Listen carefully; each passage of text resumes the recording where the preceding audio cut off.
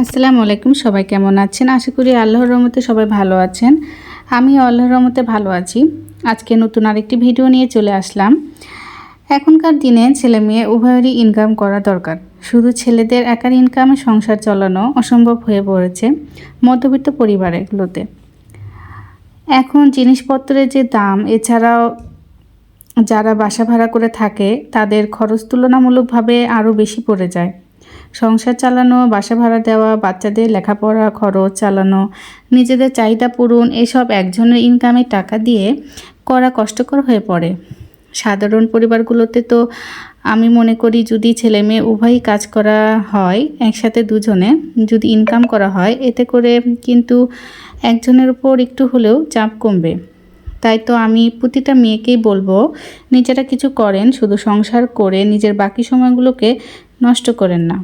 সেই সময়গুলোকে কাজে লাগিয়ে নিজের টাকা ইনকাম করুন। চাইলে কিন্তু আপনারা ঘরে বসে টাকা ইনকাম করতে পারেন।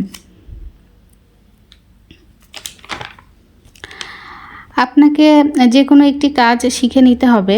যে কাজটির প্রতি আপনার আগ্রহ আছে বা যে কাজটি আপনি ভালো করতে পারেন, সেই কাজটি প্রথমে অল্প অল্প করে ব্যবসা শুরু করে দেন। অথবা সেলাই কাজ, অথবা ক্রুশের কাজ, আরও অনেক কাজ আছে যেগুলো আপনি এরা ঘরে বসেই করতে পারে।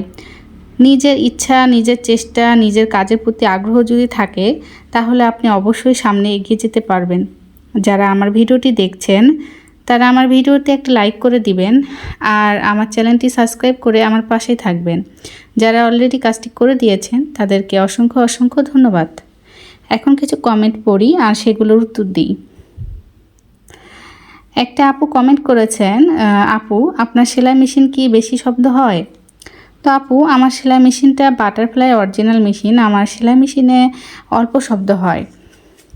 আরেকটি আপু কমেন্ট করেছেন, তিনি বলেছেন যে আমার মেশিনটা বাটারফ্লাই মেশিন, কিন্তু তাও খুব বেশি শব্দ হয়, কি করব যদি একটু বলেন। তো আমি বলবো আপু, আপনার সেলাই মেশিনে বেশি করে তেল দিবেন, এতে করে একটু হলেও শব্দ কম হবে। আশা করি আপুর উত্তর পেয়ে গেছেন।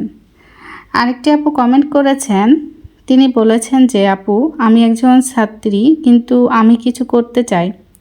আপনার ভিডিও দেখে আমি অনেক কিছু শিখেছি। আমি হাতের কাজ পারি আর আমি আপনার মতো কাজ করতে চাই ইনশাআল্লাহ।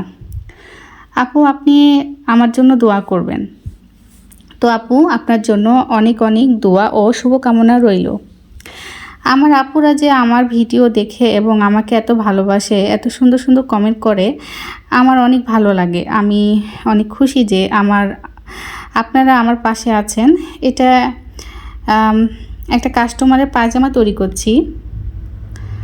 উনি প্লাজো পায়জামা বেশি পরেন, তাই আমি ওনার জন্য প্লাজো পায়জামা সেলাই করছি।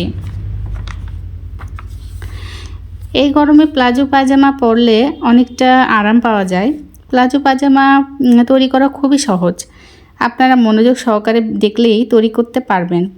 তাই আর ভিডিও রিলেটেড কিছু কথা বললাম না। যদিও বা এখন এই সেলাইটা একদমই সহজ, বেশি সময় লাগে না এই প্লাজো পায়জামাটা তৈরি করতে।